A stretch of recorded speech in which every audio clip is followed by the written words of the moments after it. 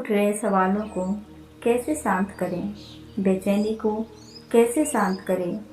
इस कहानी में मैं आपको 4 ऐसी आदतों के बारे में बताने वाली हूँ जिसे आप अपने जीवन में अपनाकर एक अच्छी ज़िंदगी जी सकते हैं और अच्छे कामों में अपना जीवन व्यतीत कर सकते हैं।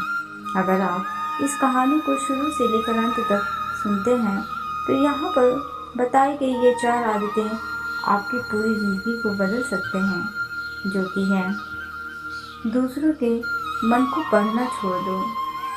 नंबर 2 है ये सोचना कि असफल हो गए हो तो लोग हंसेंगे।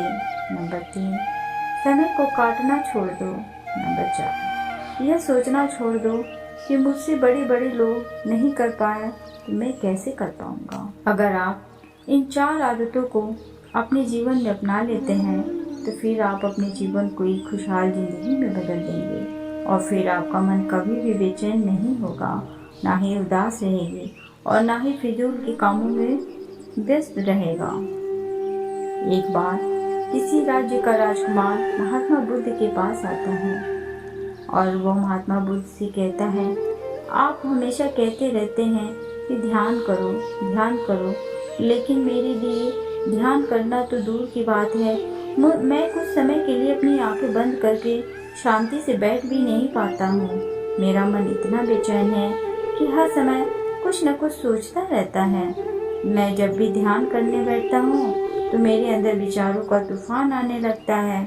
लोगों के बारे में सोचकर, अपने जीवन की बीती घटनाओं के बारे में और अपने भविष्य के बारे में, और ऐसे ही न जाने कितने सारे अजीबोगरीब विचार लगातार मेरे मन में आते रहते हैं। मैं इन्हें रोकने की बहुत कोशिश करता हूँ, लेकिन जब मैं इन्हें रोकने में असफल हो जाता हूँ तो मैं ध्यान को तोड़कर बैठ जाता हूँ। इतनी बातें कहने के बाद और महात्मा बुद्ध की ओर देखता है और कहता है, बुद्ध, आप मेरी इस समस्या का कोई समाधान बताएं। बुद्ध ने कहा, मैं क्या समाधान बता सकता हूँ, सोचो, तुम्हारा ही मन है, लेकिन यह तुम्हें कुछ देर तक आंख बंद करके बैठने भी नहीं देता है। कितना आज़ाद कर रखा है तुमने इसे।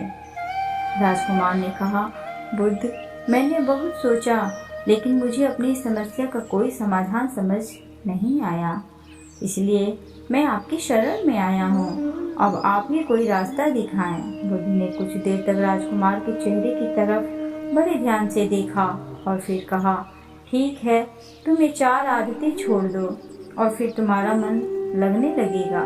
राजकुमार पूरे ध्यान लगाकर बुद्ध की बातें सुनने लगा और बुद्ध ने कहा, पहली आदत, दूसरों के मन को पढ़ना छोड़ दो। तुम और तुम्हारे जैसे ज़्यादातर लोग यही गलती कर रहे हैं कि वो दूसरों के मन की बातों को पढ़ने का प्रयास कर रहे हैं कि अच्छा, सामने वाला मेरे बारे में ऐसा सोच रहा है, और यही एक आदत तुम्हें सबसे ज़्यादा बेचैन और परेशान कर रही है।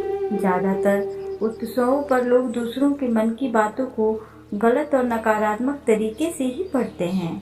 जैसे कि लोग अक्सर सोचते हैं कि दूसरे लोग उनकी तरक्की से जलते हैं, उसे नीचा दिखाना चाहते हैं, उसे पसंद नहीं करते, उसकी मदद नहीं करना चाहते, और ऐसे ही न जाने कितनी सारी नकारात्मक बातें ये लोग दूसरों के प्रति अपने अंदर बैठा लेते हैं।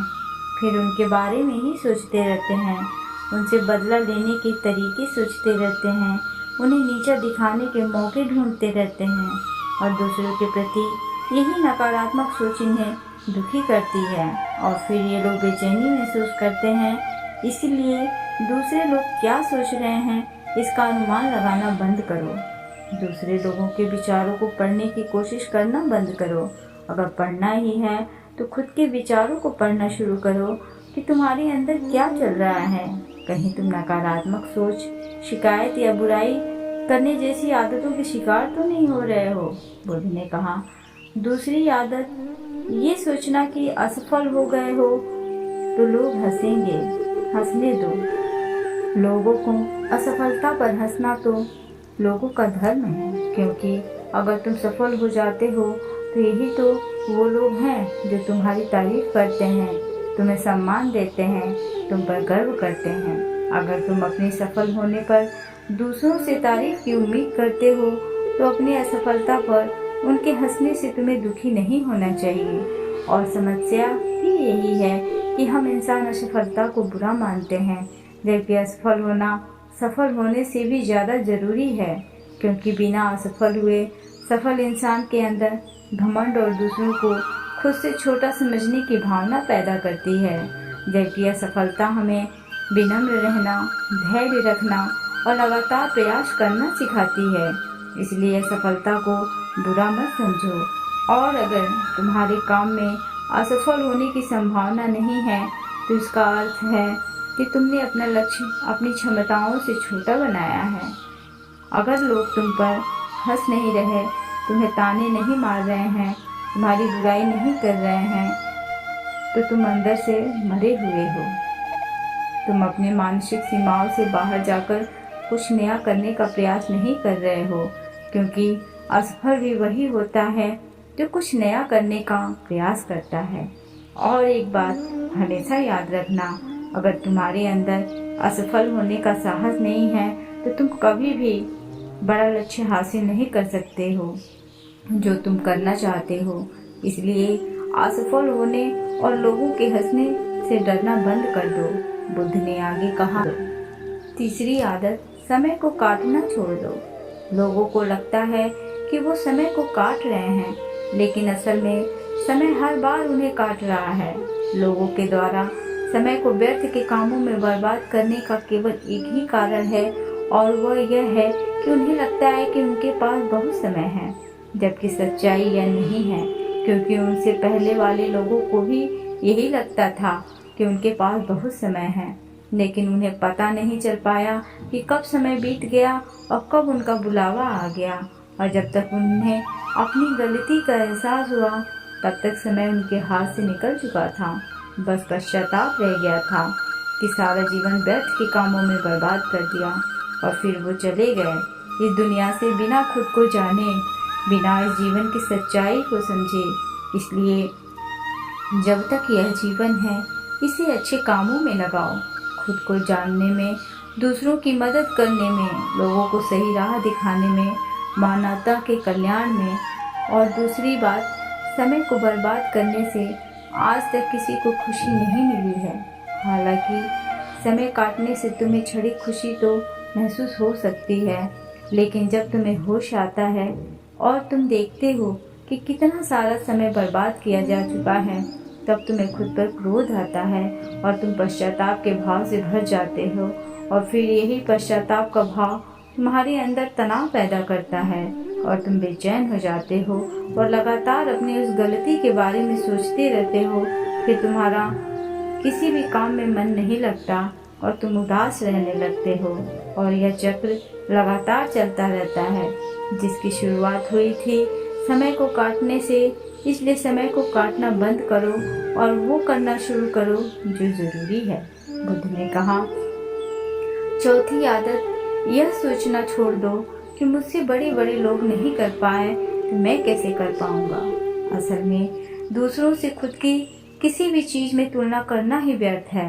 सबकी परिस्थितियां अलग हैं, सबकी सोच अलग है, और क्या हुआ अगर दूसरे नहीं कर पाए तो हो सकता है कि तुम ही कर जाओ, क्योंकि अक्सर वही लोग इतिहास रचते हैं जिनसे ज़्यादा उम्मीद नहीं होती।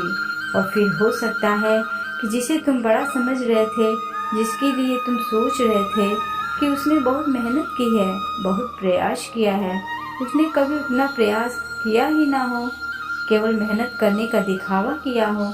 क्योंकि ज़्यादातर लोग कभी उतनी मेहनत करते ही नहीं हैं जितनी उन्हें अपने लक्ष्य की प्राप्ति के लिए करनी चाहिए, और दूसरे लोगों के सामने यह दिखाने का प्रयास करते हैं कि मैंने तो बहुत मेहनत की थी, लेकिन मेरी किस्मत ही खराब थी। और यही वो लोग हैं जो दूसरों को बातों ही बातों में कहते रहते हैं कि जब इतनी मेहनत करने के बाद में सफल नहीं हो पाया तो तुम कैसे हो पाओगे। लेकिन अंदर ही अंदर इस बात को जानते हैं कि उन्होंने कभी उतनी कोशिश की ही नहीं थी जितनी उन्हें करनी चाहिए थी। ये बस दूसरों की नज़रों में अपनी इज्जत बचाने के लिए और इस डर से कि कहीं दूसरा व्यक्ति इनसे आगे ना निकल जाए, यह अपने अधूरे प्रयास से घबराते रहते हैं और दूसरों को डराते रहते हैं कि जब मैं नहीं कर पाया तो तुम कैसे कर पाओगे। इसलिए किसी दूसरे असफल व्यक्ति को देखकर ये सोचना छोड़ दो कि तुम यहाँ असफल हो जाओगे।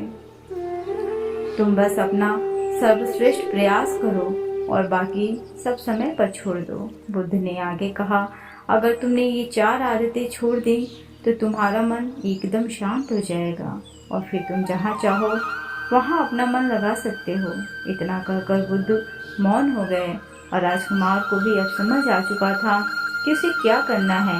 उसने मन ही मन उन 4 आदतों को छोड़ने का निश्चय किया और बुद्ध को धन्यवाद कर वहाँ से चला गया।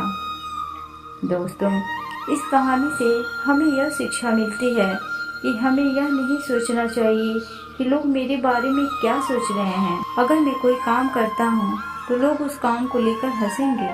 इसके अलावा हमें अपना व्यर्थ ही समय बर्बाद नहीं करना चाहिए। इसके अलावा हमें कभी भी यह सोचना नहीं चाहिए कि अगर किसी व्यक्ति से कोई काम नहीं हो पाया है तो मैं भी उसे नहीं कर पाऊँगा।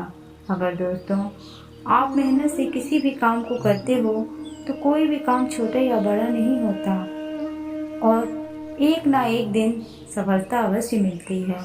तो दोस्तों, कैसी लगी आपको ये ऑडियो? अगर अच्छी लगी हो तो इसे कमेंट बॉक्स में कमेंट करके ज़रूर बताएं। साथ ही वीडियो को लाइक एंड शेयर ज़रूर करें और चैनल को सब्सक्राइब करना ना भूलें। Thanks for watching.